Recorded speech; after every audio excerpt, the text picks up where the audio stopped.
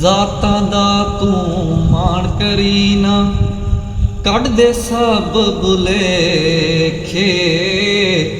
ਬੁੱਲੇ ਵਰਗੇ ਕੰਜਰਾਂ ਦੇ ਘਰ ਸੌਦੇ ਟਾਉਂਦੇ ਵੇਖੇ। ਬੁੱਲੇ ਜੇ ਵੀ ਕੰਜਰਾਂ ਦੇ ਘਰ ਵੇਖੇ।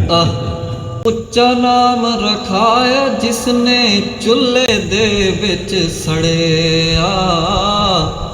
ਨੀਵਾਂ ਹੋ ਕੇ ਲੱਗ ਮੁਹੰਮਦ ਲੰਘ ਜਾਵੇਂ ਗਾੜਿਆ। ਤਦੇ ਦੁਨੀਆ ਦਿਨ ਚਾਰ ਦਿਹਾੜੇ, ਤੂੰ ਕੀ ਇੱਥੋਂ ਲੈ ਜਾਣਾ।